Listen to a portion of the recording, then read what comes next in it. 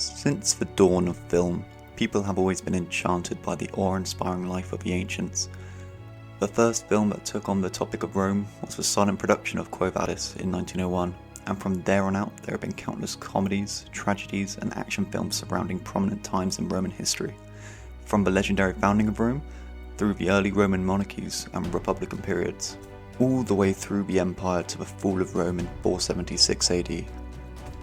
If it happened, there's a film about it. There are, of course, periods and events which captivate audiences, such as the desperate heroism of the Third Servile War to the whirlwind romances of Cleopatra. Hello and welcome to this video on the Roman military, more specifically on how accurately Roman military equipment is represented in film.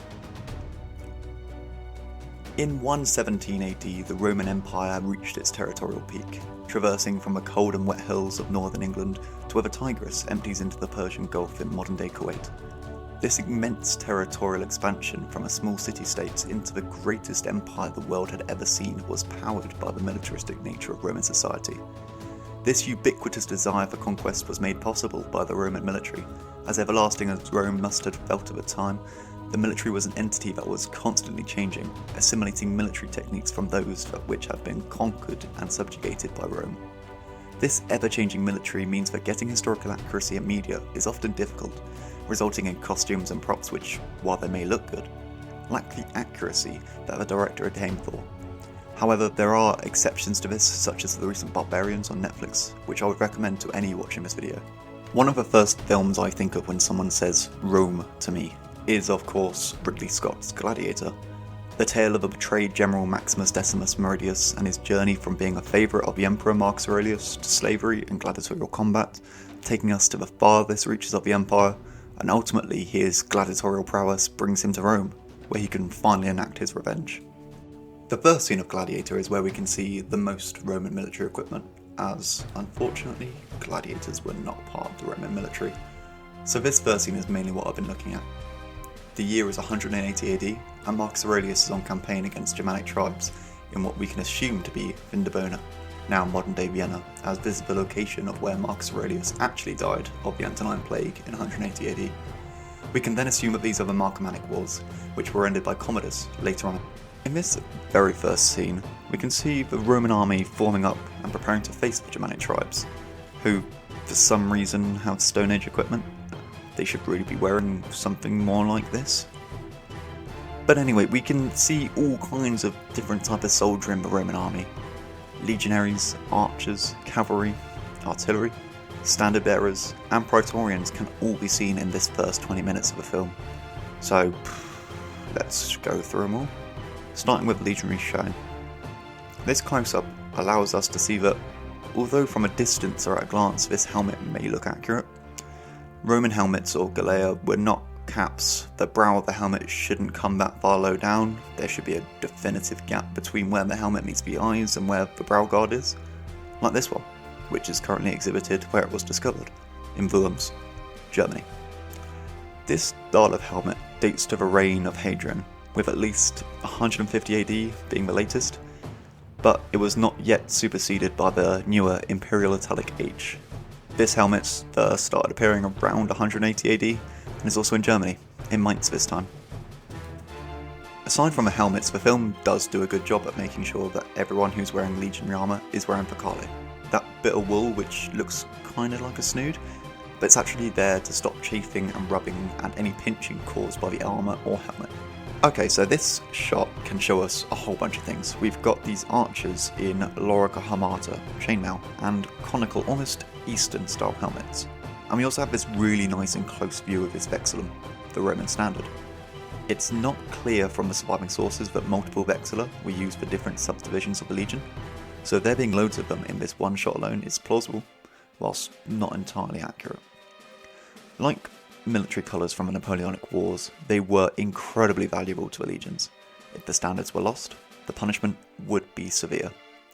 The vexilla show that the legion Maximus commands is the 3rd Legion, with the nickname Felix, meaning lucky.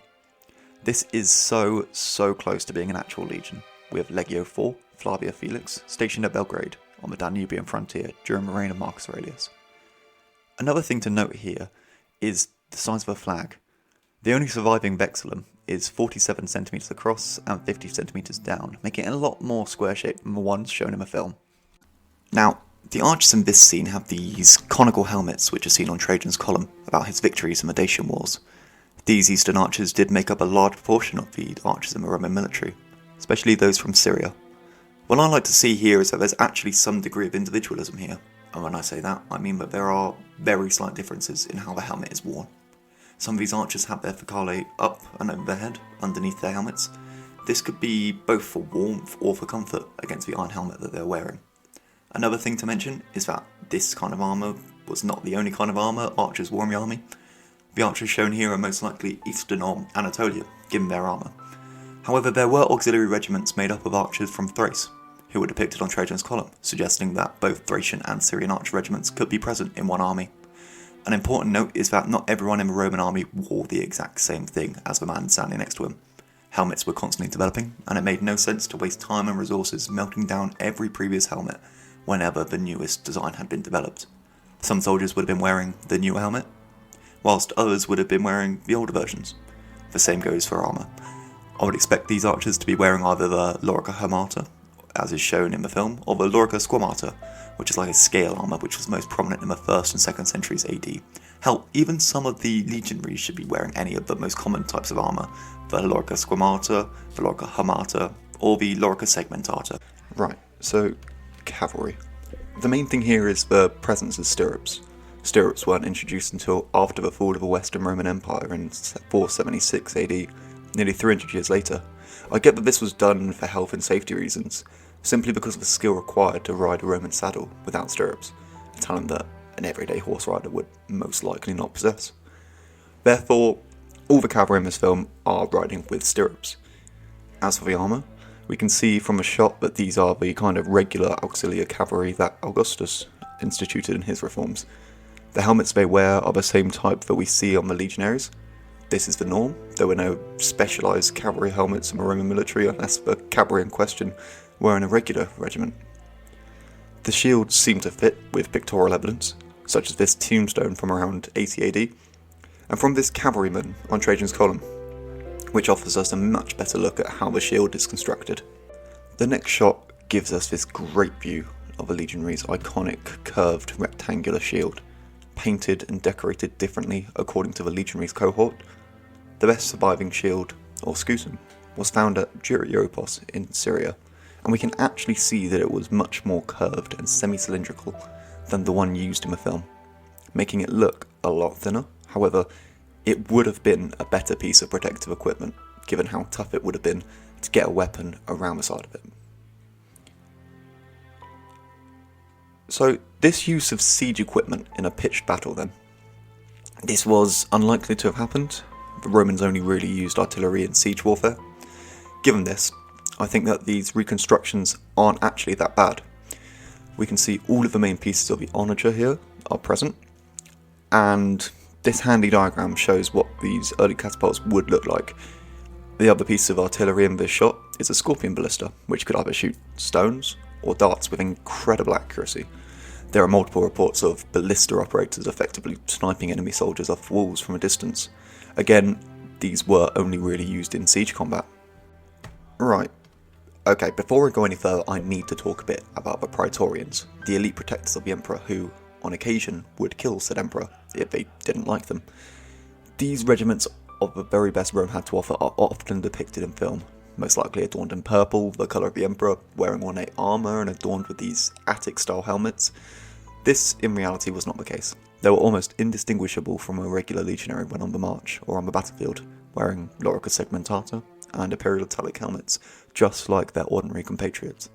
The defining factors of how to tell that Praetorians are the images of a scorpion painted on their shields, a popular symbol that only they were able to use, and also their proximity to the Emperor. However, there were other elite regiments that had this privilege, such as the Equites Singulares, an elite cavalry detachment.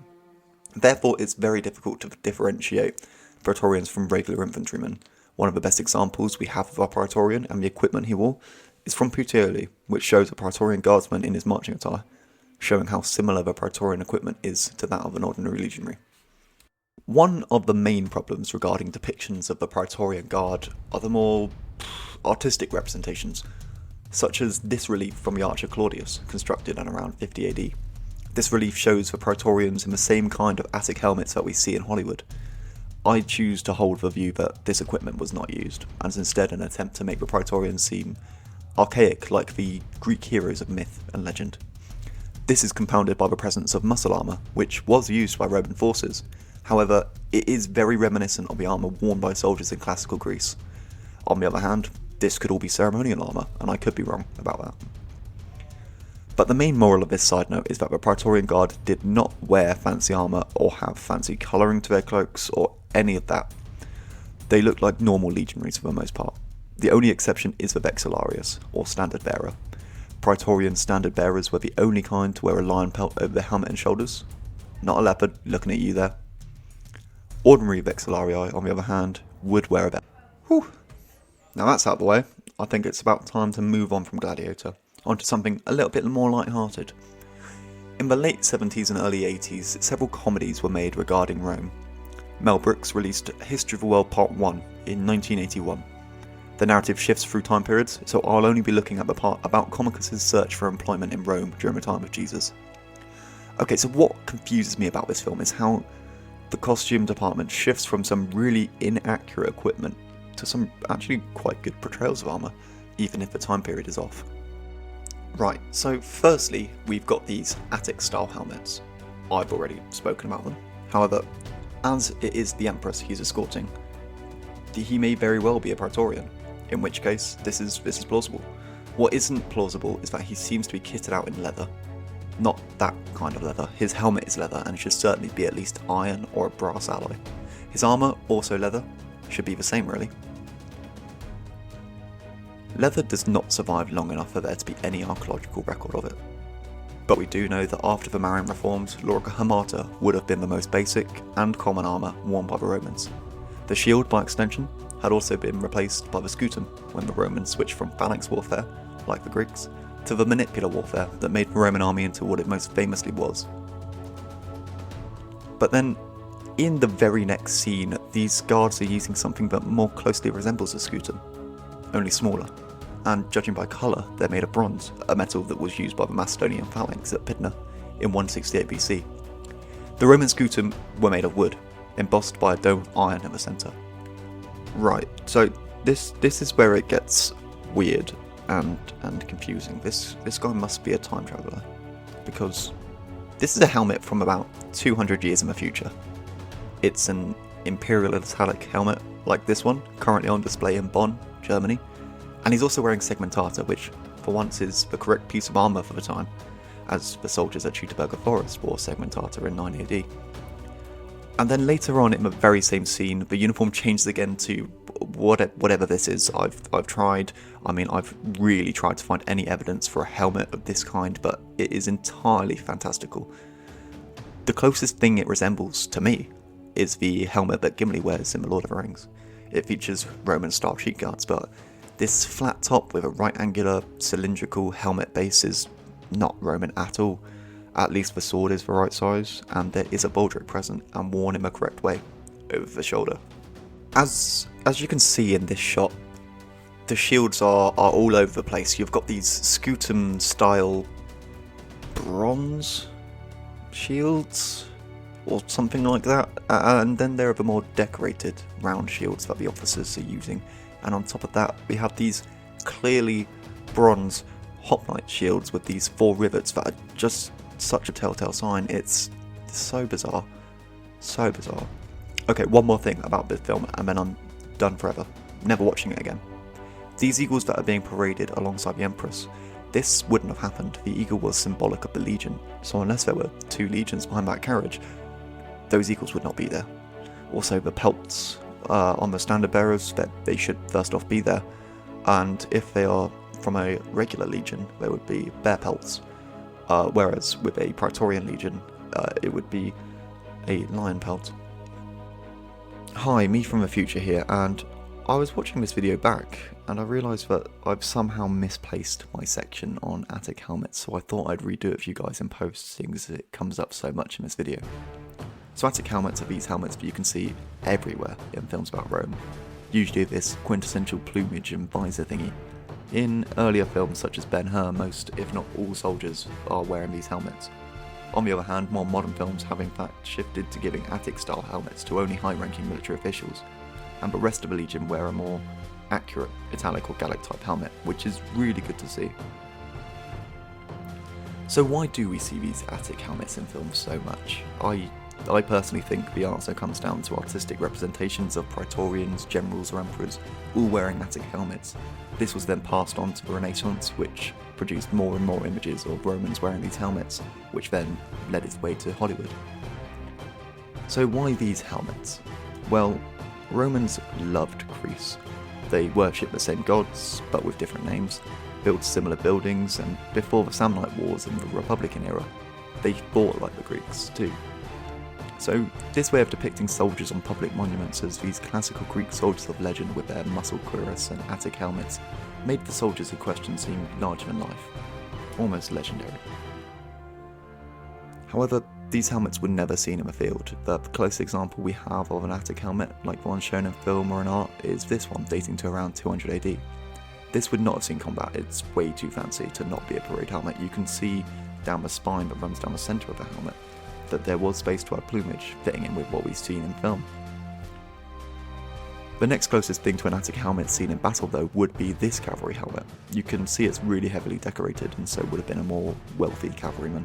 Designed for parade but capable of combat, this was the kind of hybrid helmet that cavalrymen used on a regular basis for the upper classes. However, neither are too similar to one shown in art.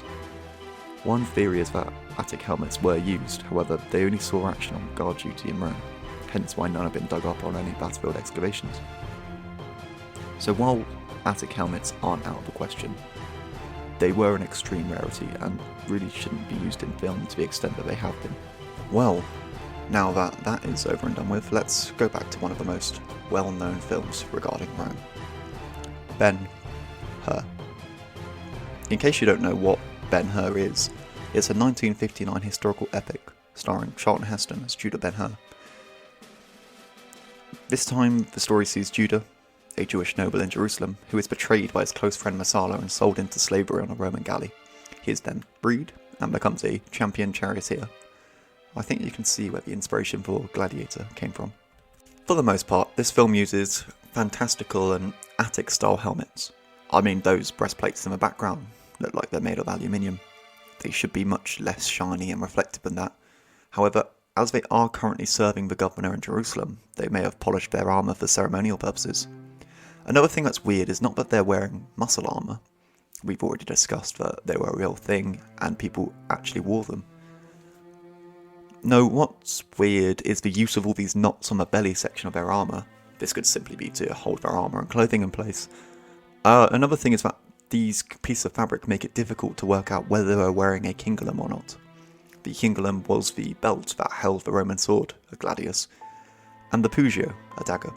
We more closely associate this with the later 2nd century design of a cingulum, with the strips of metal-tipped leather to protect the genitalia, and also to make a really nice sound. However, this film is set in 26 AD. Back then, the cingulum more closely resembled a gunslinger's belt, with this X-shaped design capable of holding both the pugio and the gladius.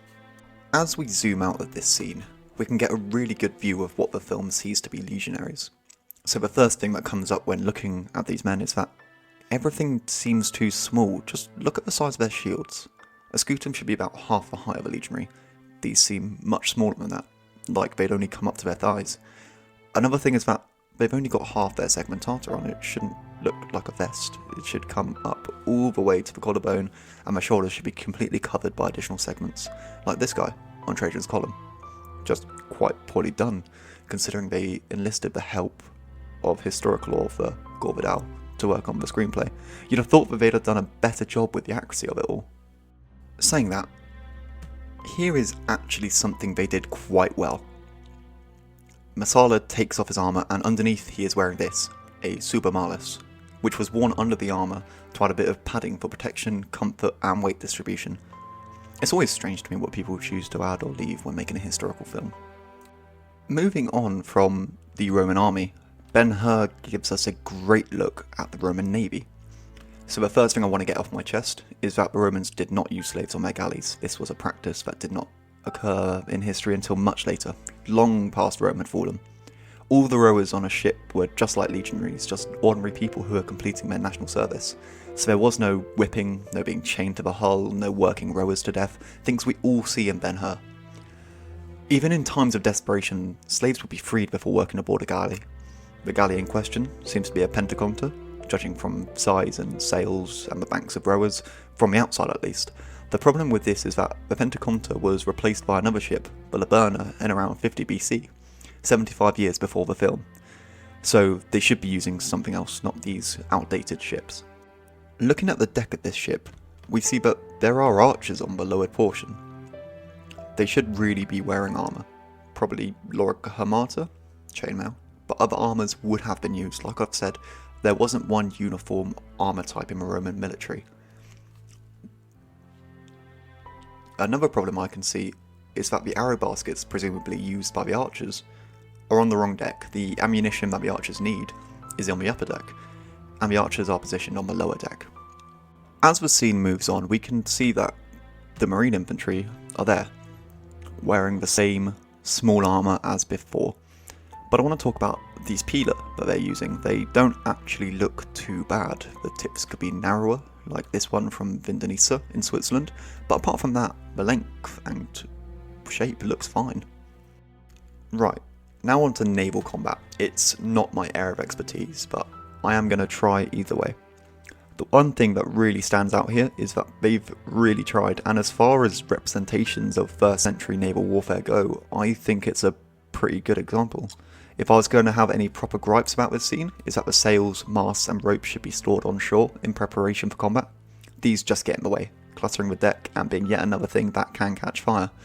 The shot here shows a Roman invention, the corvus, which was used as a boarding ramp by latching onto enemy decks, allowing marines to cross. Another thing is that presence of artillery on board. This was a method of warfare that was definitely used. Caesar wrote that artillery from ships was used in his invasions of Britain, so seeing this in a film is completely fine. Another thing we see in this scene is the use of fire pots on the prow of a ship. These would typically be used to drop flammable substances to increase panic, as the ship would also be colliding with another ship. So you'd have a ship ramming the side of your ship, causing casualties and structural weakness. Although one ram would not have been enough to break through the side of a ship and incapacitate it. It would still have made a sizable dent or even some small leaks. At the same time as this, the fire pots would have been dropped onto the deck of a ship, setting it and anyone unfortunate enough to be near the pots when they're dropped on fire. So, top marks here I guess for that. Actually quite accurate sequence of naval warfare. This is where I'll conclude talking about Ben-Hur, and let's move on to another one of the greats. In 1981, Monty Python's Life of Brian was released, one of my favourite films and the favourite film of so many people in the world. However, it is an 80s comedy, known for its inaccuracies, so there is plenty to discuss here. Here we are at the very beginning of the film, at Jesus' Sermon on the Mount. We can see in the background a Roman legionary with his Attic helmet yet again. However, what is unique about Life of Brian is that the legionaries are often depicted with these hexagonal shields. These were Germanic in origin, and as such were only used by auxilia, cavalry auxilia to be specific. We see examples on several cavalry tombstones from the 1st century AD, so the time period is correct, but not the location or the type of troop. They should ideally be using a scutum if they're a legionary, or if they're auxilia, they would be wearing lorica hamata, and the uniform would not include an Attic helmet. Instead, a regular infantry helmet of the time, like this one found at Ely in Cambridgeshire. Later on in the film, we're introduced to these men with their odd equipment. My first thought was that they could be vigiles, the firefighting and police force set up by Augustus in AD 6. These would have been freedmen who were responsible for patrolling the city at night and watching out for fires, petty crimes and escaped slaves. However, seeing as it wasn't nighttime, nor do they have any buckets, for which they earned the nickname Spartoli, little bucket fellows, I don't think that they are. Instead, they're legionaries wearing really weird armour. So, firstly their shields need to be bigger, and from this angle they need to have more of a curved shape to them instead of being flat. The outside edge would have been strengthened by metal, most likely iron, but not as much as shown here. Those rivets would not have been necessary, it's just a thin strip on the actual shields. The central bottom of shield would have protruded more, giving enough space for a fist to hold onto the bar on the inside edge. This boss would have also been used to bash an opponent, like wearing a knuckle duster, just really big. And then there's the elephant in the room that are these helmets, skull caps, Cub Scouts caps, I don't know. They are leather recreations of what seems to be an Imperial Gallic helmet, but because they are leather, nothing has stayed in place like it should have. In all fairness, the helmet on the right is much more like an actual Gallic helmet than the left, which has the brow guard go all the way around, which is definitely not a Roman design. It's just a really, really odd choice, especially seeing as these soldiers are never seen again after being on the screen for all of about 2 seconds or so. Moving on, we have some legionaries standing guard at the palace of the governor, Pontius Pilate. The thing I want to focus on here is the way in which they keep their swords. The first thing I notice is there is no cingulum militare, which would have been fine if it wasn't for the fact that there is no belt present for the sheathing of a pugio. In the 1st century AD, soldiers began wearing the iconic baltius, with their dangling apron with pendants on it. Before that, a belt was used without the pendants. Here there is no belt, and just the over-the-shoulder baldric, which was only used after the baltius became more popular. Here's a close-up of some of the guards wearing the same uniform, and there is absolutely no belt. The muscle armour in this scene could very well be iron, which, although it was scarcely worn by ordinary soldiers, was present in the military at this point in time. The strips of leather that are present on the arms and at the bottom of their armour is not a creation of Hollywood. These were called tarujas, and were first used by the Greeks, which of course the Romans assimilated into their own culture. They're also wearing vercale, a necessity when wearing armour to prevent pinching. Like Mel Brooks' History of the World Part 1, there always seems to be someone who's wearing something that's way more accurate than everybody else. This centurion is wearing what is much closer to actual Lorica segmentata. The armour he's wearing here is still off though. The strips of metal that comprise the armour would be thicker than his, and would keep going down over his belly, where it would meet with his cingulum militare, like this reconstruction of an early 2nd century legionary. Another thing to note are the swords. The swords that have been used in the film are gladii, given by their size. These were the stabbing short swords that were ideal for the kind of close formations that the Roman army employed, as there would not be enough room to swing a sword without risking hitting the man to the left or right. The thing that bothers me though is this rectangular handguard. Most, if not all, swords that we know the Romans used had semicircular guards. There would be a pommel at the end of the handle that, at the time, would have been a lot larger than what's shown here. The plumage in this example is also way over the top. The centurions famously used a helmet with horizontal hue plumage, like this recreation. The black plumage is way out of place in a scene and location like this, not to mention the helmet, which I have already discussed way too much already. Now, the last film I would be discussing is one of the more recent entries into the Roman historical fiction genre, with a star-studded cast of Michael Fassbender, Riz Ahmed, Dominic West and Liam Cunningham.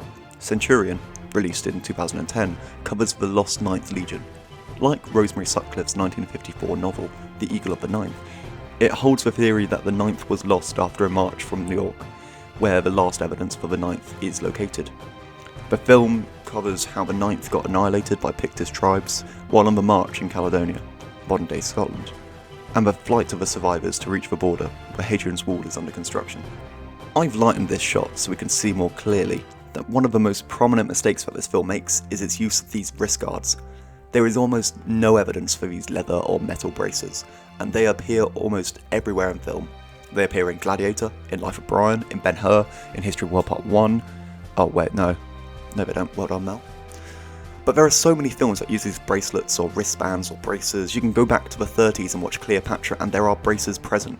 From what the evidence tells us is that these were so uncommon, and if a soldier wanted to protect his arms, he would wear a manica, which continued the segmented plates onto the soldier's arm, like this reenactment. This is Roman arm armour, not these bracelets. It's just wrong and has recently managed to wheedle its way into documentaries and reenactments. It's not what every single soldier wore like in a film. Most wore nothing on their wrists.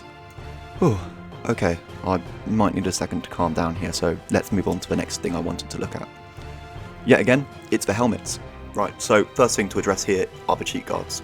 There are no hinges there, making it way more difficult to put on. Also, the shape of the cheek guards is off. They should really be more perpendicular to the brim of the helmet up at the brows, like this helmet in Vaughan's. This style of helmet in particular is named after where it was found, in Weissenau, and I believe that that's the helmet that the filmers tried to recreate for the Legionaries. One more thing about the cheek guards is that they flare out at the bottom, differing from the Weissenau helmet. Traditionally, Roman cheek guards were flat to the face. A wide bottom would inhibit head movement, not ideal in combat to say the least.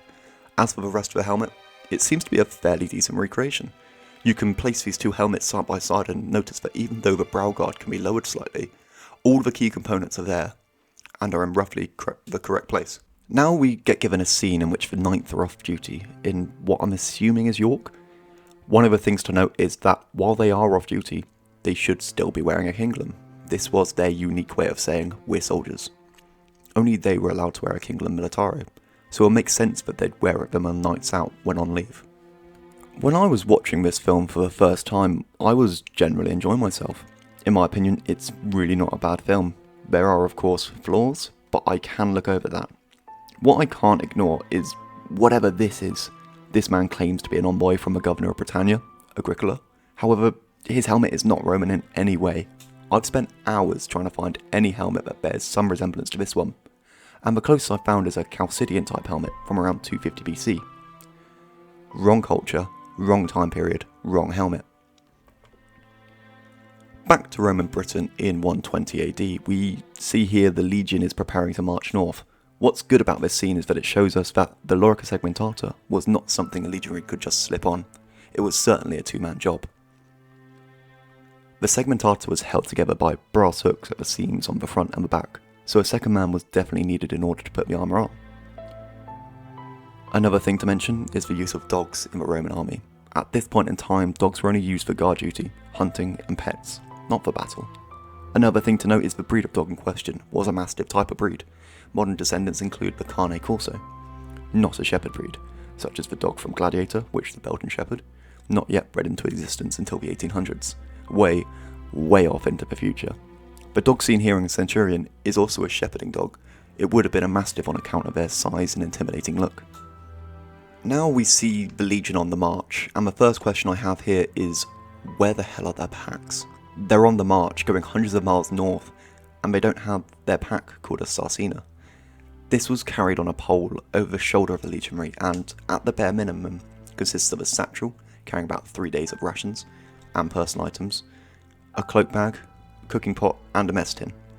1st century historian Josephus adds to this, saying a legionary would carry a saw, a pickaxe, an axe, a thong of leather, and a hook. This would possibly be split between a squad of 8 legionaries, called a contubernium, but still we don't see anything like that, and later on we see no baggage train following the legion. So the legion should be completely out of supply through this entire march. Also, spears. I don't get this Hollywood obsession with legionaries always carrying spears with them. Roman regular infantry hadn't used spears since before the Marian reforms of 107 BC, and they wouldn't be used again until the nomadic hordes from the east began to threaten the empire, some 200 years later. So why is it we always see spears being the primary weapon for a Roman legionary? It would be much more accurate to have them wielding pila, which could be used to the same effect as a spear. Something very important about this shot is that it shows us that they've chosen to dress the legionaries not in their usual long tunics, but in braccae, an early form of trousers. Britain was one of the colder regions in the empire, so a legionary wearing the same clothing under his armour as a legionary from, say, the History of the World Part 1 would be absolutely freezing. As I'm sure many people know, Rome is a lot hotter than York. Braccae were worn by legionaries in Britain, the Alps, Germania, basically anywhere you'd expect to be cold. So they've made a good point in using braccae for the legionaries here. However, they still went with these fur-lined wrist protection when a long-sleeve tunic was a much more viable thing to wear in 1st century Britain. Another thing I find odd about Centurion is the use of armour to denote rank. Here we see Dominic West as Titus Flavius Virulus, the general of the 9th Legion. We see him here wearing this muscle armour featuring these circular ornaments. These are medals called Phalera. These would depict the emperor, or mythical beings or deities, and were awarded for things such as bravery. Phalera given to an entire legion would be displayed on the shaft of a vexillum, like these ones from Ben-Hur. We then get given a view of the centurions, which are equipped with Lorica Hamata. It's not out of the question. However, centurions, like legionaries, wore any type of armour. So having just centurions wearing Hamata and just legionaries wearing segmentata, it doesn't make much sense. There'd be a lot more variety in what the legion wore as a whole. Whilst we're still looking at this shot, these men are encamped. They really shouldn't be in armour. We know it was uncomfortable because of the existence of Focale, but it was also really, really heavy, being made out of overlapping sheets of iron or rings of iron, and iron is heavy. These men would have also been marching all day and would be completely worn out. So unless there was a specific command from Dominic West, they should be just chilling by the fire in tunics. Well, I think that's all I have time for. Hopefully I haven't ruined any films for you, and I wish I could go into more detail about this sort of thing, but I'm already way over what I originally thought this video would take, and I have deadlines to make. So thank you all very much for listening to me rant, and hopefully you'll have taken something away from this, and hopefully it's that leather braces don't belong in films about Rome. Thank you, and good night.